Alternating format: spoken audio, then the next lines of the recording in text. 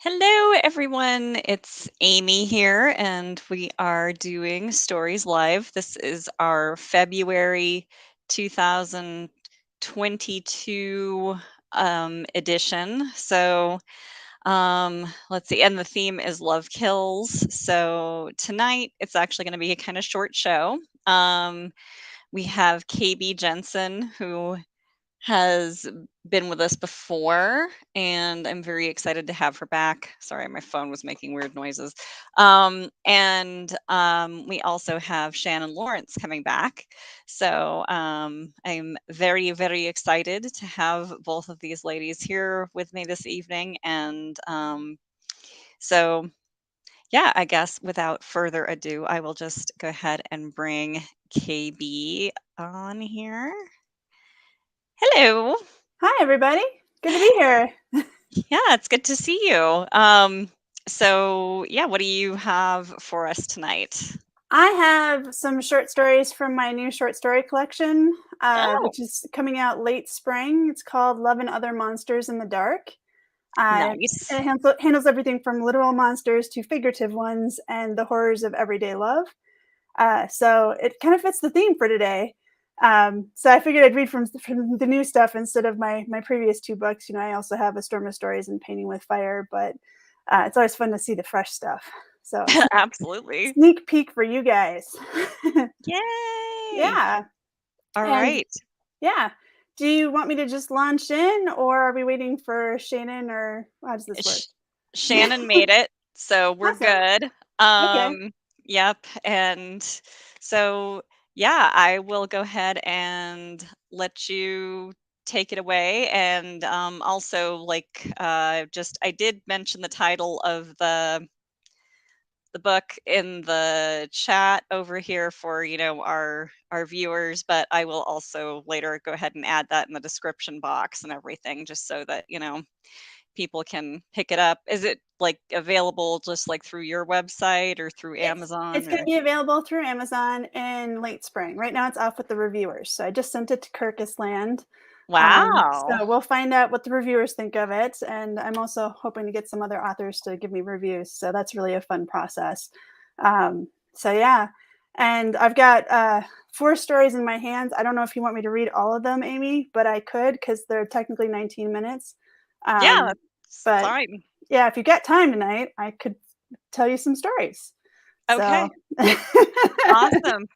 Sounds good. Yeah, we do have some extra time, so feel free, and yeah, I will let you take it away. okay, great, thanks. Okay, so these stories are weird. Just know that right off the bat. I'm a very weird person and I write weird stuff. This first one is actually written from the perspective of a man. So do your best to use your imagination and imagine that I am a guy. Sorry about the high pitched voice. It's called A Killer Monologue with Conviction. Officer, I know it looks bad. Me standing here where her body was found, drinking whiskey, but I swear to God I didn't kill her. I never took Becca's body out on a little boat. I never put her remains in a plastic garbage bag and loaded her into a rowboat. I never paddled her out to the middle of the lake. I never tied her to bricks at the waist. I never watched the black plastic puff and then sink. I never removed her gold rings. Officer, I didn't keep them as souvenirs. I never kept a lock of her reddish brown hair. I didn't hide them. I wasn't the one who'd been upset she was pregnant. I wanted that kid in my life. I never hit her, but I watched the purple blue bruises blossom on her arms like flowers days after when I saw her in secret. I never told her it was her fault. I always told her she was special, that she mattered, that she was a good person, and she didn't deserve this. You see, Becca was one of my best friends. Becca was my little sister. My parents used to send us to the park and told me it was my job to protect her. One time on the merry-go-round, she fell and scraped her knee, and I was the one who cried, and she told me, Joshua, it will be okay. She was always telling me that. I felt so bad. I would never hurt her. You don't believe me, do you? How do I know all these things about her death? My brother in law, her killer. I tell you to talk to him, but I've already killed him. He confessed before I stabbed him. And yes, I know it looks bad, officer, and yes, I know I should have called a lawyer and I shouldn't be drinking, but I'm in shock. I'm in shock. And he got a few good punches in before I killed him. He hit me with a rock in the head quite a few times. I'm still bleeding. Should really go to the hospital. You'll find his body in the lake too, officer, because I know that even though he was a sick bastard, she loved him, and she would have wanted to be with him, and it was the least I can do for her. But the asshole couldn't even do that for her. The asshole wouldn't sink. Okay, so that's story number one.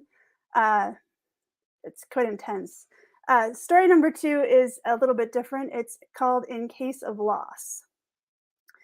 In case of loss, you call yourself a genius, but you can't remember your password, Heather fumed.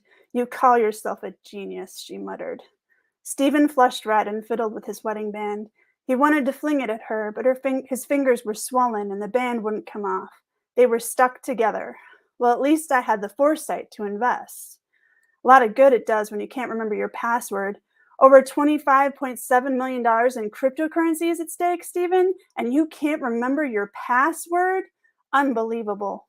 I wrote it down, he said. I just need to find the notebook. Why can't you just remember the password, Stephen? I wrote it down so I wouldn't have to. He didn't like the way she called him by his name. There was a time when she would have called him baby, or a time when he would have called her darling. Now they were Stephen and Heather, respectively. The small black notebook had the password to his digital wallet. Unfortunately, he couldn't remember where he had placed it. He only had one try left in the password before he was locked out of the account and the money was gone forever. The password eluded him.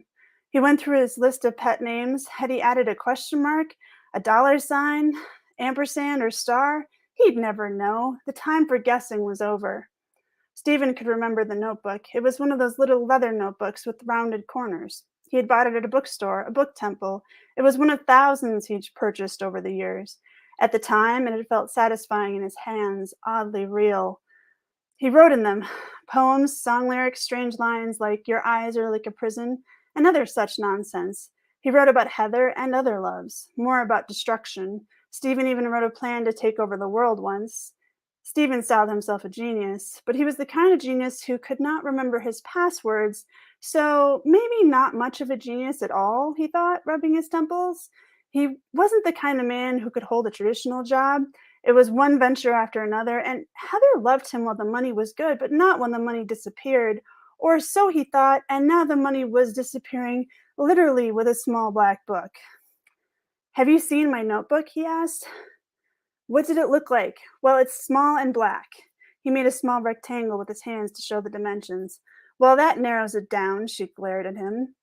What's it to you anyway? He asked. It's my money. You were always running up our credit cards. If it weren't for you, Heather, we wouldn't be at risk of losing the house. It's our money, she said. Half is mine, Stephen. I put up with so much. Don't get me started. And you are the one who forgets to pay bills, genius that you are. He closed his eyes. He wasn't the easiest man to love. He knew that too. This isn't helping, he sighed. It's most likely on this shelf, he said. I bet you or one of the cleaning crew put it on up there with the others. The shelf of books behind him included hundreds of small journals. You aren't guiltless, you know, Stephen said. You haven't been the easiest partner. Heather stood on a chair and started pulling them off the shelf and tossing the small notebooks to the floor. The pages fluttered on the way down like birds. Do we have to have this fight now? I don't even know what I'm looking for, she said in a growl. He was immersed in panic. He imagined dying, his heart pounding. He imagined clutching his chest and her calling an ambulance. He imagined her riding with him to the hospital, begging him to tell her the password, to remember one last time he was a man of imagination. And then he took another breath. He imagined her looking through every black book, trying to decipher which word was his password. What was poetry? What was prose? What was what? And he smiled. She'd never figure it out. This both pleased and horrified him, the idea of her going through his writings. I can't even read your handwriting, Heather scowled. You write like a crazy person. Don't call me that. You know I don't like that, and we need to be methodical, he said, trying to corral the wild black books into stacks. Organization has never been your strong suit, she said. That's one thing I've always liked about you, he said. You've got that and I don't. Can't we just work together on this one thing? If we can come together on this one thing, maybe everything will be okay. Let's have some wine and go through them together. He patted the stack of journals. They opened a bottle, a cheap one, still saving the others. He knew the password was on one of the first few pages, but he didn't tell her that. He flipped through stacks and stacks of the little black books, but it wasn't there. Let me check the nightstand, Heather said. She came back with a little book and a smug smile. What would you do without me? She asked. He wondered for a moment. What would he do without Heather? They were a mismatched pair, like mismatched socks, he thought, one purple with polka dots and the other with green stripes. They were so wrong for each other, but also oddly comfortable, like a bad habit. He opened to the first page. In case of loss was printed there, along with the words returned to and their old address from many years before. And there on the first page was the password. The password was so stupid, he rolled his eyes. How could he forget it? It was her name and their anniversary date. He had been that stupidly in love with her at that time, and now it was a date he could barely recall. He tried to remember the things he loved about Heather. He tried to remember that day, the day they were married, the way she looked at him. They didn't have much back then. She didn't care about the money back then. Why did she care so much now? Did you find it? She asked, peeking over his shoulder. No, I didn't, he swallowed. She went quiet, and so did he. Would you still love me if I had nothing? He asked. She paused. Yes, I would. Where else could it be? She asked. Can you check the bedroom closet? He heaved a sigh. She got up and went into the other room. He put the notebook in his pocket, got up, put on his coat as quietly as he could. With his fingers on the doorknob, he looked over his shoulder and saw her at the other end of the hallway with tears in her eyes. For a moment, he wondered if she was going to ask him to stay. I helped you find it, she said with gritted teeth. He shut the door behind him and he could still hear her yelling, and you call yourself a genius. So that's story number two. Uh, Story number three is a little bit different as well. It's called A Botanical Affair. The plants had taken over the apartment since the pandemic started 8 months before. Every week since it began, Mary's ex lover Quincy, a professor of botany, had sent one via FedEx. Some of them had lived and some of them had died shriveled deaths, but she couldn't seem to bear to throw them out. The carcasses of ferns and lilies and half alive fiddle leaf fig intermingled with a lush trio of coconut palms. Some of them had names and some of them didn't. Wilson, Fernie, and Mrs. Stubby. Lucy and Ethel from I Love Lucy. Mary never gave up hope, even on the ones who seemed lost. The Christmas cactus had stopped blooming. Something about the positioning of the windows, the orientation of the apartment. Perhaps it was the lack of southern light. The Christmas cactus had been Mary's favorite when it arrived. It was from the early days of the pandemic, when they were hopeful it wouldn't last so long and the plants didn't seem so strange. She missed her meetings with Quincy from the old days. Her husband didn't. The plants had come between them physically and emotionally, a constant reminder of Quincy's presence in their lives. Quincy had a knack for growing animosity between them, not just plants. Do you miss him? Geoffrey asked her as he leaned forward in his recliner and plucked dead blossoms off an African violet. You really need to tell him to stop sending plants. I'm sure he's spending a small fortune, and this is ridiculous. I have, Mary said, peering out behind an overgrown spindly fern. She was trying not to smile. He said the idea was to cheer people up during tough times. That's noble, isn't it? We should throw the plants away. We can't. They are living things. We can't just kill them. And just think about how much fresh air we're getting in the apartment. It's very healthy, almost as good as being outside, the next best thing. Please give them away, Geoffrey said, for the love that is of all that is holy. Oh, Geoffrey, she said, we really shouldn't come in contact with other people right now. And why can't you let me have them? They're beautiful. Why not let me have a little bit of joy? I've given up Quincy after all.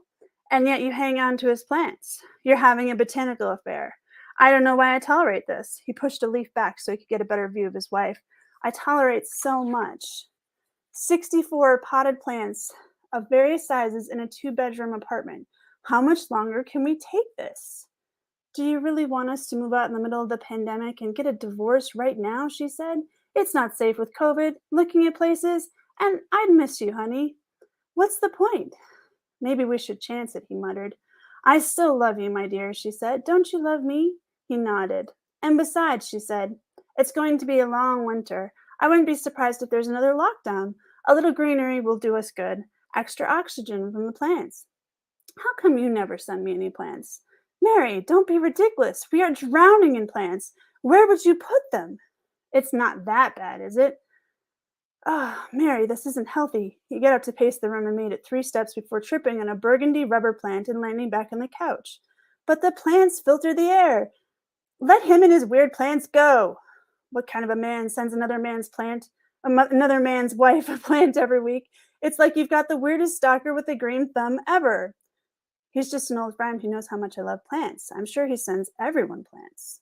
Just then the doorbell rang, and Mary expertly hopscotched over the pots to open it and find a 6 foot tall Chinese fan palm. She embraced the plant, pulling it inside the door. That's it, Jeffrey gritted his teeth. I can't take it anymore. It's either me or the plants. Which do you choose? You want me to toss out 64 plants? 65 now. He leapt to his feet and tripped in a prickly pear cactus, banging his head on the wall. Oh, Mary said as he bled on the dried leaves of a monstera plant. I'm beginning to see your point. Jeffrey grabbed the Chinese fan palm and hurled it out the window pot first. The breaking glass made a satisfying sound. The leaves fluttered through the air as it sailed down like an ineffective parachute. There goes our deposit, Jeffrey sighed. He placed a sheet over the window, but while they waited for the repair, the temperature plummeted inside the apartment. Almost all the plants were dead within hours. He grinned as he watched them turn brittle and brown. Murderer, Mary said, sniffling, as she surveyed the wilted brown leaves and shivered. This is so depressing, like a funeral of flowers. Don't worry, Jeffrey said with a shrug. I'm sure we'll get another delivery next week. We can always start over. The pandemic's not over yet. Okay, so that was story number 3. Now we're on to story number 4, which is a little strange in that it requires me to sing really badly, which is not actually that hard for me because I can't sing. So I apologize in advance for the singing, but hopefully it will be worth it because it's a little bit more lighthearted than some of the other ones. It's called Arsonist Housewife. I sing a garbled version of Billy Joel's We Didn't Start the Fire and poke holes in the plastic film on a frozen entree with a fork. I load the black tray into the microwave and start attacking dishes in the sink. A pan stares back at me with crusts of black gunk caked across its Teflon. Like the angry surface of a torched planet, I quickly toss it aside. After all, I only have 3 to 5 minutes to tackle the sink. But then again, I will need to wash all the dishes before my husband gets home, or he won't have sex with me. Not that doing the dishes is a guarantee of sex, mind you, just that not doing the dishes is a recipe for a dry spell, for sure. And I kind of want to stay married. I do love him. In marriage counseling, he'd asked for a clean house, which might sound sexist, except for the fact that he hadn't been home for 3 days on a business trip in this case, and the mess is usually mine. I had reveled in breaking the rules and leaving the sink full while he was gone, but now it's time to make up for it. So I started attacking the Teflon. Fun fact, the chemicals used in making Teflon are in all of our bodies now, but this pan predates that knowledge. Its handle is charred as well and loose. It's decades old, an artifact really. I should just throw this away, but instead I embark on a salvage operation. The blue sponge turns black in my hands. Flakes of black wash away, revealing more black below. I continue singing, mumbling new words to the old song I've half forgotten. We were always flirting since the town's been burning. I sing off key. Something, something Nixon. Something, something, something pigeons. The surface of the pan emerges below my soapy fingers. There, good as new, I say with a triumphant smile, hanging it up on the rack. For a moment, I think of my marriage, like a clean pan is some kind of metaphor for our relationship. There's nothing sexy about a clean pan, I think sadly. I wonder if our marriage counselor would disagree. She wore stilettos to our appointments and short skirts, showcasing her long, lean legs. She wore an engagement ring for a while, and then the ring disappeared from her hand. For all I know, she has never been married for a day in her life. What does she know about raising twin boys and trying to keep the spark alive? The boys are at preschool in the afternoons in the hopes of teaching the wild beast social skills. It's a miracle the entire house isn't more trash than it is. I can hear the marriage counselor in my head. Maybe if you focus on his needs by keeping a cleaner house, he will be more attentive to your emotional needs, she said. I'm absent-minded. I don't even notice these things. Why can't he just accept me the way I am? I recall my own words back. And then there was the impossibility of keeping a house clean with 2 small identical tornadoes. I should have punched her in her makeup-covered face. This is part of where I noticed the smell. Realize I set the microwave at 30 minutes instead of 3. Just an extra zero and a preoccupied mind. I open its door, and black smoke billows out. I reach for the frozen entree and immediately drop it. It splatters and gurgles onto the floor. The plastic wrap has disintegrated. I let out a few curse words, run cold water on my hands. Then I notice the microwave oven itself has a flickering flame within it, smoldering and smoking. I debate dumping water on it. Is it an electrical fire? Should I get a fire extinguisher? Oh crap! Where do I keep that sucker anyway? I search under the sink and find it wedged in the back. My eyes sting from the smoke as I try to read the instructions on the fire extinguisher. I pull the plastic ring and it twists right off in my hands. Was that supposed to happen? I shriek. I push the handle and nothing happens. The flame is spreading to the wall. If I die, will my husband take back all those things he said about me being dirty? If I hadn't tried to clean the pan, none of this would have happened. We didn't start the fire continues playing in my head. I'd sing along, but it's not quite true. I didn't set the fire, but I am kind of responsible in my negligence. Oh, screw the electrical fire, I say, and I pull out the spray nozzle from the sink. The plastic tubing extends as far as it can, but it's not far enough. I spray, and the water stops short by about a foot. Maybe I'm meant to die here. I cough. I grab a pitcher from the cupboard and fill it with water. I splash the microwave and wall. I can feel the steam against my face as it hits the fire and sizzles. I repeat, I think I've got most of it, but I can still hear the crackling in the wall. I call 911. What's the emergency? The dispatcher asks. My kitchen wall caught on fire. I think I've got most of it, but I'm not sure. I hear keys and clicking of opening locks. My husband is home. Hey, what's going on? He coughs. Did you start a fire?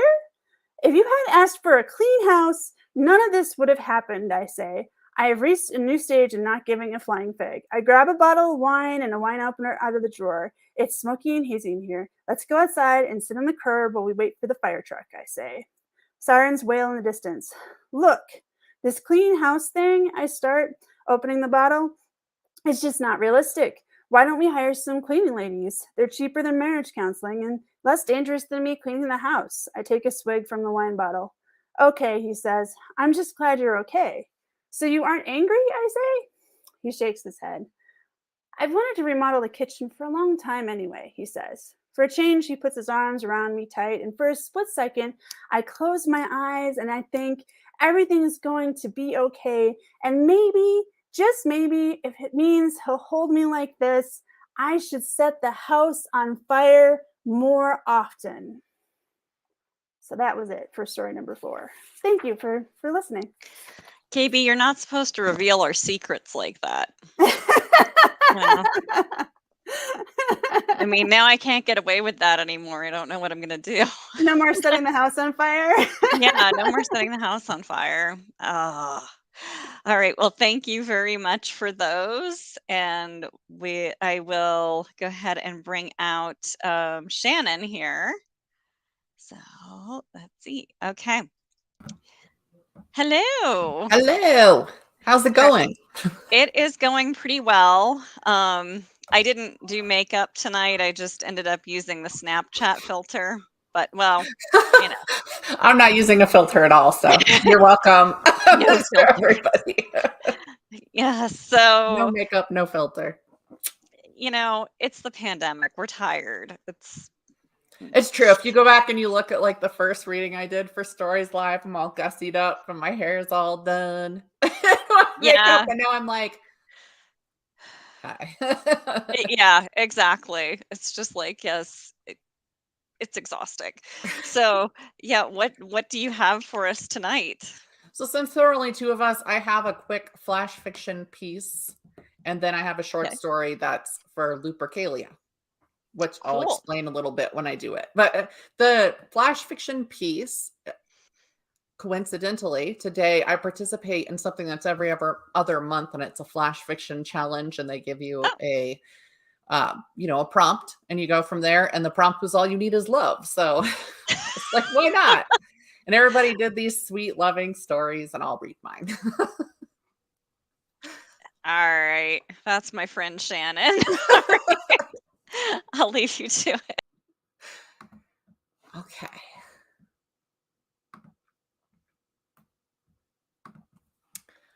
Okay, so this is all the time in the world. Beseeching, she drops to her knees, hands clasped so that her knuckles whiten. He scoffs, then steps around her, and without looking back, exits through the front door. A slam would have showed he had some emotion about the situation, but he closes it softly. She expects it to feel different, but somehow that quiet click has left her feeling unsatisfied. She waits for the tears to come, waits for the big emotions to wash over her, waits for the grief. Instead, that click flips a switch. A gentle sort of anger seeps through her veins, flushing out through her cheeks. Her eyes even feel hot. Then it becomes a throbbing rush. Blood roars in her ears, and she tastes blood. No one walks out on Samantha. She throws herself into changing things around the apartment. All that energy and rage needs to be funneled and directed. Walls come down, walls get framed and built, remote-controlled metal shades go in. Samantha shops for brand new furnishings, including a comfy bed and 2 easy chairs. Bamboo sheets that are soft and cool get fitted into the mattress. A second bathroom goes in. Security cameras go up. After all, she's the woman living alone now. Safety matters. He doesn't call. Within a week, his mail stops arriving. Bill carriers contact her to confirm the removal of his name. The effect on her emotions is a blade to the gut every time. Samantha meditates. She does her breathing exercises and ponders gratitude for what she has. She stretches and does yoga and goes for runs and hits the exercise bike and desperately seeks some new way to work it all out of her system. The next step is to move his remaining belongings into the renovated guest room and let him know. She discovers that, despite her best efforts, his smell wafting up from the clothing tightens her belly. She strokes his silk ties and gently folds his sweaters, imagines images of him in her favorite light blue cable knit flit through her mind. With an irritated grunt, she pushes it all back down into the emptiness inside her, sealing it up as best as she can. Finally, she texts him, "All your stuff is in the guest room. I'll be gone between 2 and 4 tomorrow, so you can come and get it." He replies, "Got it." With a small smile, she eats her lukewarm microwave meal and drinks a glass of wine. It will all be over soon. The next day, she puts on a silk kimono that looks stunning with her eyes and brushes her hair until it shines. She takes painstaking care to apply her makeup. When she hears his key in the lock, she hides in the master bedroom and pulls out her phone to watch him on the security cameras. He comes in carrying some boxes. These he sets against the entryway table long enough to dump his keys into the bowl and take off his coat. He looks like he's just coming home from work, following his usual routines. It makes her heart ache, but she steals it again, locking it back in its cage. He's wearing a button-down shirt that hangs from his broad shoulders just right. His jeans hug him in all the right places. Just as he usually does, he slips off his loafers and nudges them under the table to keep the walkway clear. Then he grabs the boxes again and heads into what used to be the guest room, which was actually an office with a futon previously, in case someone came to visit. No one ever did. They'd been enough for each other then. He pauses in the entryway, taking in the changes she's made. She's known him long enough to read the puzzlement in the stiff set of his frame. He recovers himself quickly and steps inside, setting the boxes against the bed. Samantha tiptoes from her room and crosses the living room. In the doorway, she arranges herself in that special way that drapes the soft fabric across her breasts and clings to her curves. He always complimented her on how she looked in it. He turns around at the rustling behind him, and his shoulders droop. "You're not supposed to be here." "Plans change," she says. "You taught me that." With a wicked smile, she steps backward out of the doorway and pushes 3-star on her phone screen. The door slams shut, as do the metal shades. He pounds uselessly on the door. Samantha sends him a text and watches the camera until he gives up his pounding and checks his phone. Anger thunders across his face, and he flips off the camera over the door. She sends another text. "All you need is love. He'll come around. They've got all the time in the world." Okay. And then for those who don't know what Lupercalia is, it was a Roman festival on February 15th each year. And some people think Valentine's came from it, but for the most part, information seems to show they just were coincidentally around the same time. And it was thought to be a fertility ritual, but it was really just a really insane body nude orgy and key party. So it involved animal sacrifice as well. So this is Blind Date. The last thing Lacey needed was a blind date on Valentine's Day. She had zero desire to meet the man her mother had set her up with, but she owed the woman who'd birthed her for having vetoed the last blind date attempt. It had broken her mother's heart that her one and only child refused to go on a blind date with a pastor from church. It didn't matter that he looked like a hobbit with hairy knuckles or that his eyebrows touched in the middle. He was a pastor, and Mom's images of a religious figure as her son-in-law had been shattered when Lacey said no. She'd been assured that tonight's blind date was drop-dead handsome. Sinful, her mother had said, a giggle following. Where had she met this sinful delight? Why, at the butcher shop. He'd been picking up an order for his own mother, which made him even more appealing. A man who loves his mama, her mother had said. What a catch. Sure, a man who quite possibly had an overbearing mother who still required that a man in his late 30s pick up packages of meat for her at the butcher shop. A man who'd stood there talking to a middle-aged woman who looked and acted quite a bit like Rachel Ray, big, boisterous voice and high energy about his job, his mother, and his life. While her mom had a habit of drawing strangers to her, Lacey felt embarrassed in advance for the questions it appeared her mother had asked him. So far, she'd exchanged texts with him and had one phone call. His deep voice vibrated across the cellular waves and made her think of Tony Todd. It was the only thing that had her looking forward to meeting him. If his appearance matched his voice, he was exactly as sinful as her mother had said. She'd asked her mother not to give her too much information from the woman's insane digging. In fact, she'd stopped every sentence that started to come out. Any information Lacey had, which wasn't much, had come from him via text. He worked as some sort of consultant, lived in an apartment above a downtown shop where he could hear the music from a strip of dance clubs every night, and liked to hike in the mountains on weekends. As far as Lacey could remember, she told him she worked as a bookkeeper at a small restaurant, lived in a townhouse in the inexpensive part of town, and also liked to hike, even though she hadn't really done it in at least a year. It had felt good to have something in common with him, though, even with it being a date under protest. There's no reason he needed to know that. What a poor way to start a date that would be. He'd asked her to meet him at a ritzy modern place downtown that sold small plates and tapas. She could already feel how hungry she'd be later, but it was admittedly a restaurant she'd driven by multiple times and been curious about. At least there'd be wine to accompany the single cracker with an olive and a smear of cheese. Oh, and something green. There was always something green. They were meeting in 1 hour, and here she stood in front of her closet with a pile of refused clothing scattered on the floor in her bed. Nothing looked good. Was it possible she was nervous about the date? It had been a long time since she cared enough about a date to feel nervous. Suck it up and pick something, she told herself. The next outfit she tried on was good enough that she decided it had to be the one. Not too slutty, not too prudish. It struck the perfect balance, and it made her ass look amazing, all without being so skimpy she'd freeze to death in the Colorado winter. While the city had lucked out weather-wise with clear skies and a moderate temperature in the 50s during the day, the temperature would drop significantly once the sun ducked down behind the mountains. No way did she want to be cold all night, especially when dinner downtown would mean finding a parking spot and walking an absurd distance. Lacey put on her makeup, slipped into a cute pair of boots that had enough traction to hopefully keep her from falling on her ass on the patches of ice that would likely spot the sidewalks downtown, and went out to her car. It was slightly later than she'd intended to leave, but she could still make it. Of course, after circling about 1 billion times, she finally had to settle for a parking spot a good mile away from the restaurant. It seemed everyone else in the city had come downtown for V-Day too. She took a second to send a text to Vincent that she was running late and had parked several blocks away. No worries, he texted back. I got us a table.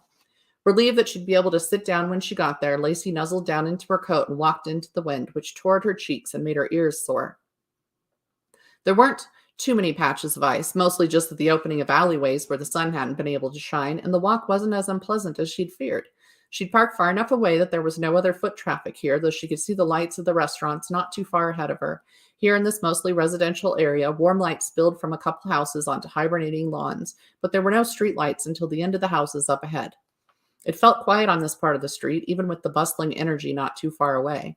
The houses were primarily Victorians, some of them converted into apartments or dorm rooms for Colorado College, which took up a couple city blocks. It seemed strange that there weren't more students out in the grounds where they typically gathered, no matter the weather. The library and art centers were lit up, but the other buildings were dark. Lacey breathed a sigh of relief when she reached the first of the street lights. One more block and she'd be in the company of other people. Just one couple nearby would make her feel exponentially better. The wind blew dried leaves and trash around, making it so the scrabbling of items across the pavement was loud enough to cover up the sound of her own footsteps. She glanced around, feeling the tingle of being watched, but didn't see anyone nearby. Speeding up her pace, Lacey jogged past an alley between two squat concrete buildings. A figure moved out of the shadows just as she reached the corner of the second building. She felt more than saw him fall into step behind her. One more block and she'd reach the first restaurant. Couples milled about in front of it. They were in sight, which meant she was also within their sight. It wouldn't make sense for someone to attack her this close to other people. The man's footsteps matched hers at first, but now they sped up. Lacey did the same, finally breaking into a run. She just needed to get past the next alley and she'd be in the busier section of downtown. He'd gotten so close, she could hear him breathing. Voices drifted to her from those waiting outside restaurants. The night grew brighter with more lights nearby. Then the footsteps behind her drifted away. Lacey turned to check, and sure enough, the man was gone. She'd freaked out over nothing. Her phone chimed, and she checked it. A text from Vincent. Want me to order you a drink? She paused and moved over against the wall of the nearest building to text him back. Almost there. Yes, can you get me a glass of Chardonnay? You got it. Smiling, she slipped the phone back into her coat pocket and stepped away from the wall. As she approached the alley, a set of headlights shone from within it, so she paused to let whoever it was pull out onto the street. A large blue panel van pulled out, the driver a woman with light hair pulled back into a ponytail. She turned on the left turn blinker but didn't pull out, even though there was no traffic. The woman turned her head and looked at Lacey, her face stiff and unreadable. Her hands were on the wheel, clenched tight. Then the big door on the side was opening, footsteps running up behind Lacey. She turned to look behind her but was too slow. Someone large collided with her. He wrapped his arms around her body and put a hand across her face. It covered her nose, mouth, and eyes. Lacey got glimpses of the night through the leather-gloved fingers, snapshots of the van, faces within, the street, the alley. She landed on the floor of the van, the air knocked out of her. Eyes now uncovered, Lacey tried to look around, but a man pulled a sack over her head and snugged it against her neck. Voices whispered around her. She strained to hear what they said, but could only make out snippets. One voice overrode the others. Go, go, go! The van squealed out of the alley. Lacey got thrown against the back of the seats in front of her. Hands pulled her roughly back. The sack was hot, itchy, stifling. She struggled to slow her breathing. It felt like she was suffocating. Someone grabbed her arms and pressed her wrists together. A firm, sticky substance wrapped around her wrists. Tape. Her ankles were next. She kicked out against them, but with two separate sets of hands holding her, they got her ankles taped up, no problem. Thoughts swirled through her head. Where were they taking her? Who were they? Why her? And the big question, what were they planning on doing to her? At least she'd been meeting someone. He'd know she was missing. He had her mother's phone number and she his. They would call the police. They'd be looking for her. Her knowledge of true crime told her she would likely die in the first 48 hours, if that's what these people were after. There was also talk of human trafficking in Colorado. If they shipped her elsewhere, sold her to someone, she'd find a way out. They couldn't keep her prisoner. It bothered her that she hadn't been smarter, hadn't parked closer, hadn't fought harder, or at all. It had taken so long to register what was even happening. The van had blocked view of what was happening to her from the diners ahead of her, but maybe someone had been behind her or across the street. Maybe someone had lived in the apartments over the bank she'd noticed, and they'd looked out at just the right time. Surely they would have been able to make out the license plate and call it in. The van slowed, turned left, and accelerated. They drove for less than a minute before it turned right and accelerated more. The speed rose, and she realized they were getting on the interstate. The transmission growled in her ear, the floor growing warm beneath her.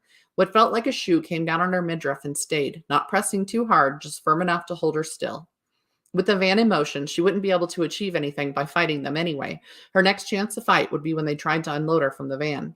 She hadn't seen how many people were inside the vehicle. Clearly, someone was driving, and two people were in the seat next to her. The thick bag muffled things too much for her to tell any real differences in voices, but she thought there were 3 men and 1 woman. The van drove for what felt like a long time. Her pulse had slowed, though every time she thought more about planning for escape, it jumped again. When the van finally turned slightly right and reduced speed, she knew they were leaving the interstate. How far they'd gone, she didn't know, but she felt they couldn't be too far outside the city. They turned right, accelerated slightly. A horn honked nearby. A loud car stereo pumped out bass for a moment before passing them or being passed. A loud motorcycle went by. They drove for several minutes before a right turn took them onto a road that felt different, rutted. Gravel crunched under the tires. Lacey tried to hold her head up to keep it from bouncing off the hard floor so much. The foot stayed rooted to her stomach, keeping her roughly in place. She reached her bound hands out to try to grab something for stability, but when they fell on a jeans-clad leg, she jerked them back against her chest. They'd be arriving somewhere soon, she was sure. If they were in Monument or Black Forest on a dirt road, they'd be reaching houses, and there wouldn't be a bunch of through streets. The temperature in the van had cooled considerably, and she realized someone must have rolled down a window. The van slowed to a creep, braking, then slightly accelerating. Perhaps they were trying to find a specific street or house number. When the van turned once more, almost rolling her out from under the foot, she braced her head between her arms and held it up. This road or driveway was way bumpier than even the dirt and gravel road had been. Suspecting they were almost at their destination, Lacey tensed her body, ready to fight if the opportunity came.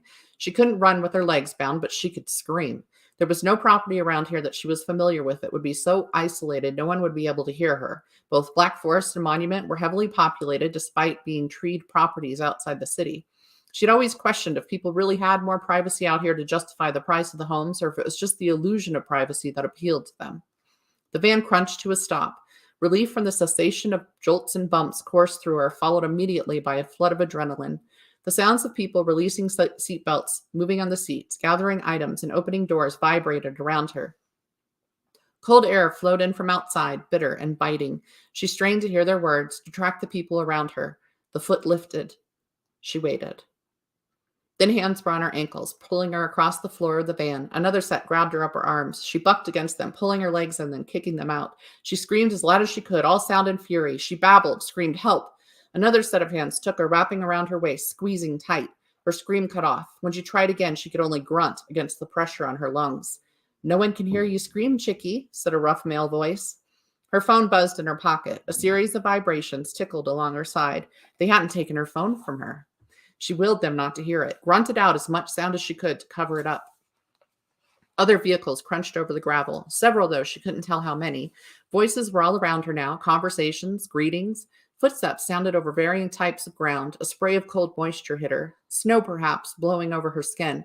Then she was inside a building, warmth flowing around her, heating her body. It quickly grew too hot for her coat. It felt subtropical. Sweat broke out on her upper lip and back. It sounded like a party. The voices boisterous, silverware clacking on dishes, laughter. The man at her waist spoke to someone.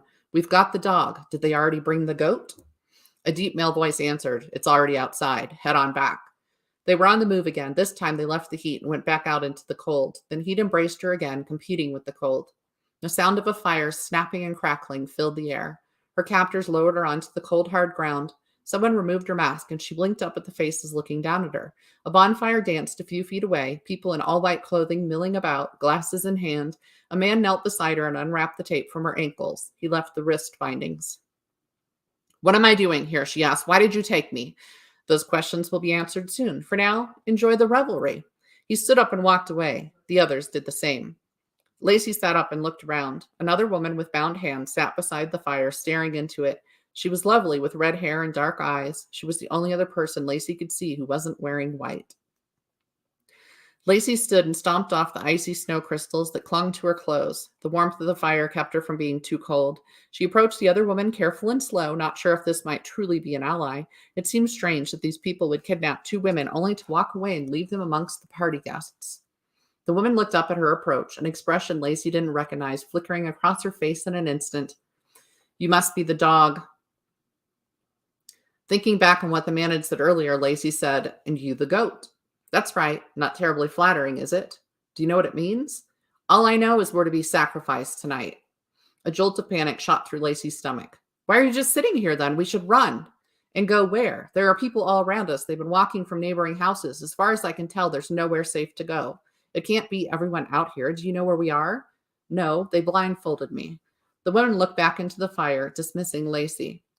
Lacey looked at her a moment longer, but it was obvious this woman had no desire to flee with her. She'd have to do it alone. No one stopped her when she walked over to the split rail fence and looked out into the woods. There were scattered footprints in the hard-packed snow. Distant house lights showed bright and comforting in the distance, but not too far. She could make it there if she left when no one was looking.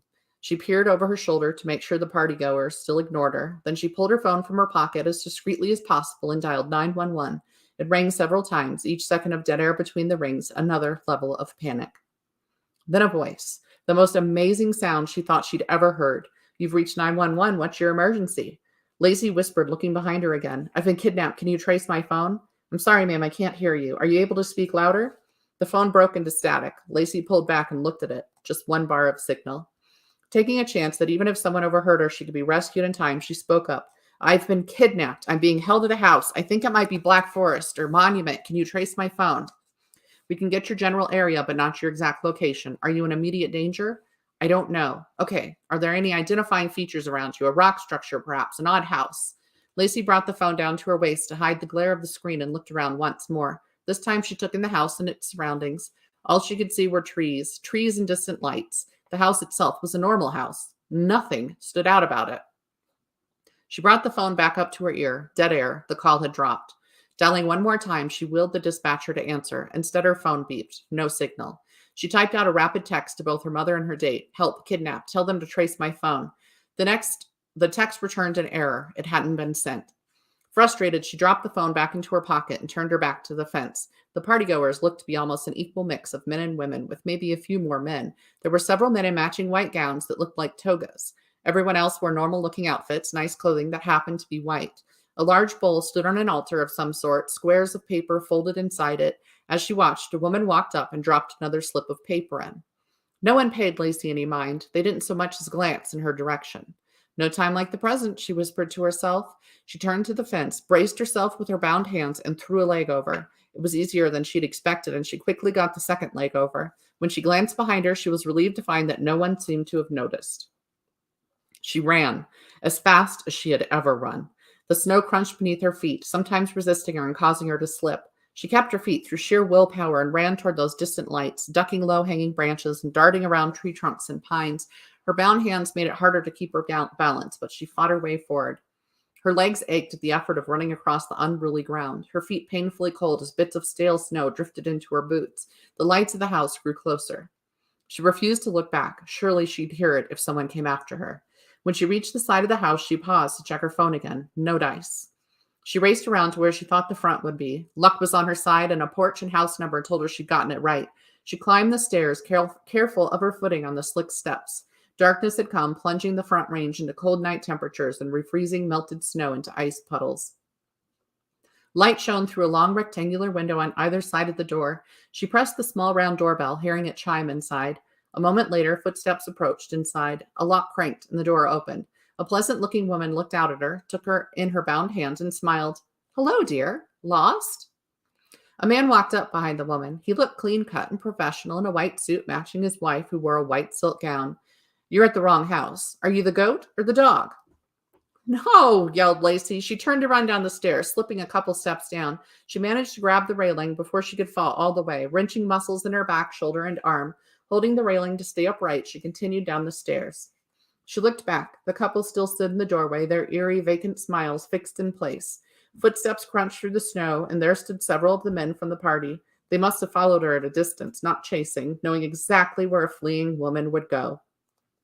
The couple came down the stairs behind her.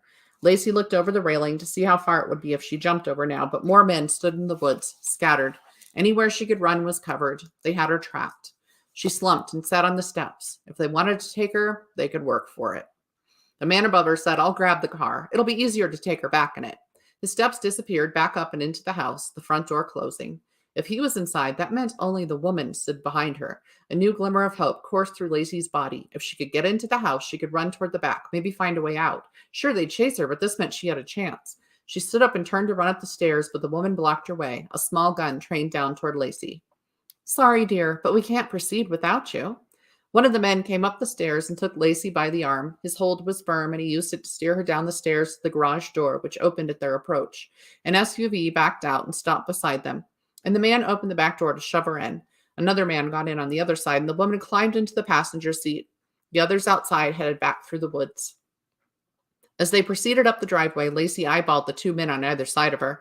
They paid her no mind, looking straight ahead. She reached her bound hands forward, tried to get them around the driver's neck, but it was harder to do than she'd thought. Her arms too tightly bound. All she managed to do was mess up his hair and cause him to swerve briefly. The two men in back with her pulled her back and used their bulk to hold her. After that, the drive was quick, and Lacey once more got marched through the house. This time, she could see where they took her. The house was large and decorated like one would expect from a cabin in the woods, not a large house in a ritzier woodland suburbia. Kichi bear, deer, and moose sculptures stood on tabletops, paintings of forests and wildlife decorating the walls. The furniture was all polished wood with green cushions on the sofas. There was no technology here except for a sound system and speakers. When she looked more closely at the paintings, she noticed bloody goats in several of them. A few even had dogs on the end of spears. Triumphant hunters stood around their prey. Back in the yard, the bonfire bigger than it had been before, the man escorting her pushed her down into the snow.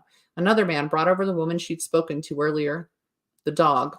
The men in togas came to stand between the fire and the two kneeling women. Another man came up beside them, a sword in his hands. Singing voices sounded from somewhere behind her, and Lacey looked over her shoulder at the women of the party gathered on one side of the altar. They were singing what sounded like a hymn. The men not involved in the ceremony stood to the other side of the altar in an orderly line. The two at the end of the line held ropes attached to the necks of what appeared to be two gray wolves. One of the toga men started talking. As you know, we gather tonight to celebrate Lupercalia, to purify Colorado and bring an end to the evil that has visited the city of Colorado Springs. Specifically, we hope to rid the city council and political offices of the dirty deeds and crimes running so rampant, of the flawed thinking that has descended upon a once great city, and the tourists that have brought their evil ways from other states. The women stopped singing. The only sound for a brief moment was the crackling of the fire.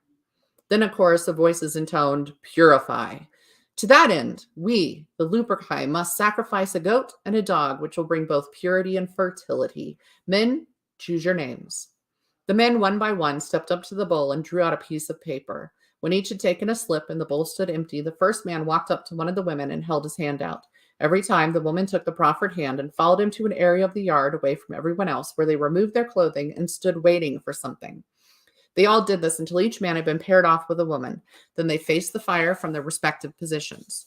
The two men with the leashed wolves tied the wolves up to posts already in position and left them there. Very good, intoned the man she'd come to think of as the priest. Let us move on to the next step. The man who kept control of the redhead pulled her to her feet and walked with her toward the second Luperci in the line. He had her kneel at the other man's feet.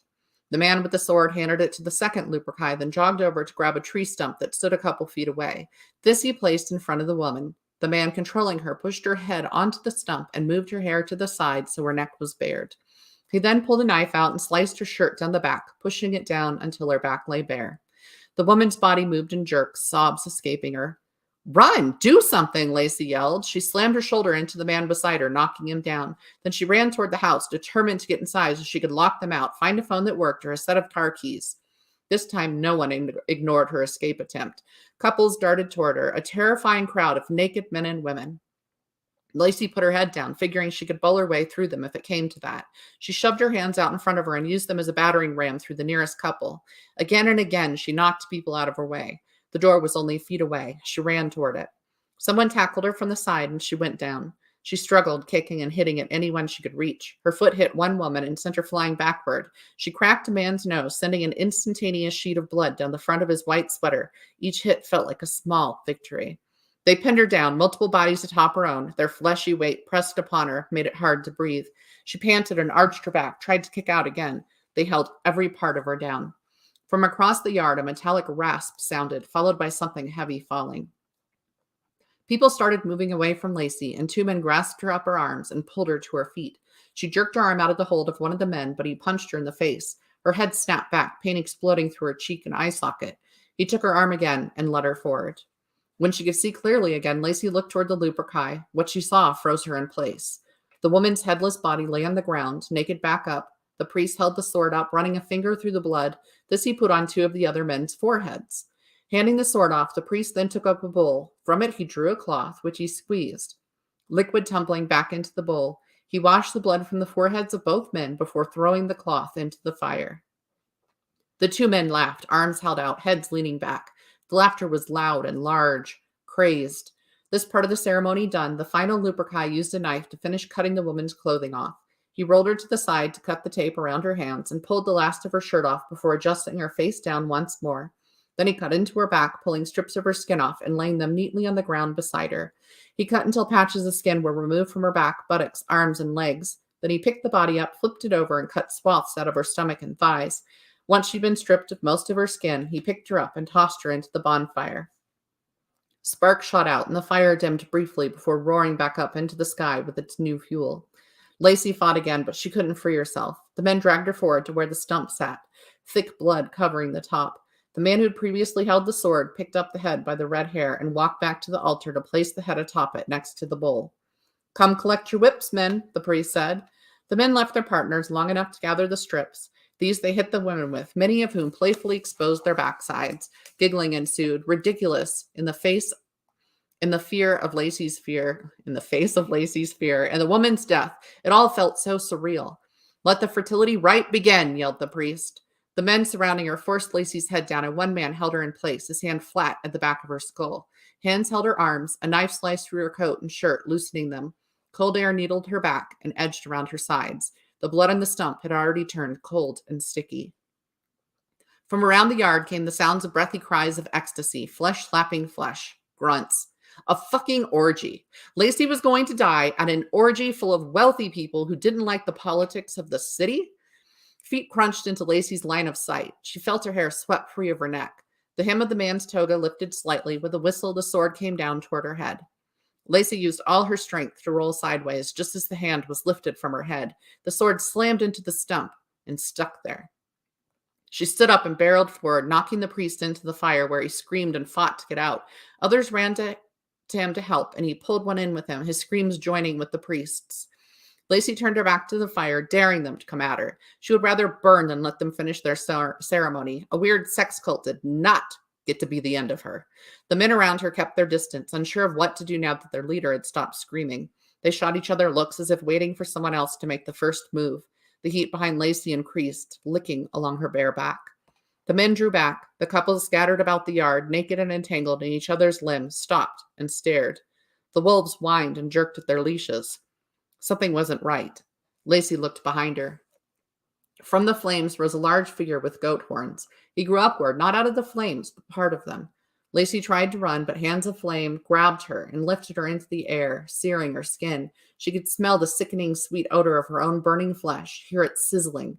The pain washed white-hot throughout her entire body. She screamed, putting all her fear and agony behind it. Then her world was nothing but flames, red and orange, then white, until her eyes melted and ran down her face. The pain ceased. Her nerves burned completely away. Before her eardrums burst, she heard the sounds of animal rutting once more. That's it. Wow, that was vivid. I definitely don't want to go like that. That's just It doesn't seem fun no, for her. no, that's a crappy party. Exactly what I imagine is happening up in Monument. Right. Well, it's snowing right now. So, Yeah. we know to be suspicious of anyone who has a bonfire going. Definitely. So let's see. I know that, well, Shannon, you have a book out now on the business of submitting shorts, or no, the business of business. short stories Yeah. that came out like was February it- 1st. Okay, yeah. So it's just, yes, it's been out for like 15 days now. Yeah. So that's very exciting. And yeah, you've had a lot of short stories published. So I trust that you know your stuff. And I think you're also, let's see, you're presenting at, I think, Pikes Peak Writers Conference in April. Yeah. Okay, cool. So let's see. And KB, you've got I sound like I'm playing psychic or something, but I know that like I've mentioned it on our group before, like our Stories Live group, that you have this like really cool like teen writing workshop Yeah, I thing that you do. do. Yep. Yeah. This year we're gonna be working with 12 to 15-year-olds this summer. cool. So Yeah. So is there like, do you always publish an anthology of the stuff that they do, or okay, mhm. cool. That's half the fun. Awesome.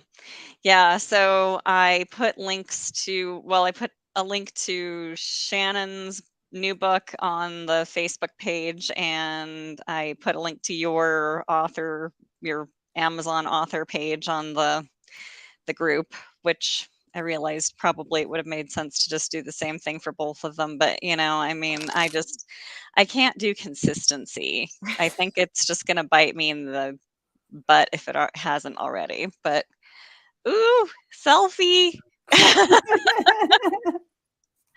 I love how we're lined up too, like kind of shorter. And I feel like I should go like a little higher. Right, So there it's you like- go. Now we've got a good thing going here. Yeah. All right. Well, I don't know. Does anyone else have anything to share before I let you ladies go for tonight and we go do our fertility rituals or Yeah. face masks or whatever we're Whatever doing? they may be. No, I just just wanted to thank say you. Yeah, I just wanted to say I enjoyed your story, Shannon, or both of them. It was awesome. Very creeptastic. Like I'm like, oh. Thank you. And thanks for Yes. having me, Amy. Oh, absolutely. It was fun. Yeah, it was great to, have you both here and, look forward to having you back sometime soon. And I don't know, this was kind of a nice balance, the last time. We had a very, guy show last time. So now we have, more women, which is, you know, Girl power. absolutely. Yeah. All right. Well, I will let you go for now. And so, yeah, that is our show for tonight. We are going to have a show on March 16th at 7 p.m., same bat time, same bat channel. And that's going to be our kind of beat poetry tribute thing where I am going to try to play bongos. And we'll have Seth back here. Tom will be here. I feel like I'm probably forgetting someone, but I mean, it is going to be, we should have more than two people. I was actually kind of surprised it was harder to scare up more people this time around, but it's a snowy evening and the couch is calling me, so I think it worked out.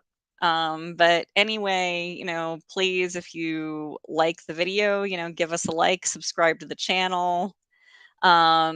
Stories Live now has a Facebook page in addition to the group. So if you want to be more involved in a discussion-y sort of thing, definitely join the group. If you just want the updates and videos and stuff, the page is a great option. So, the choice is yours on level of engagement.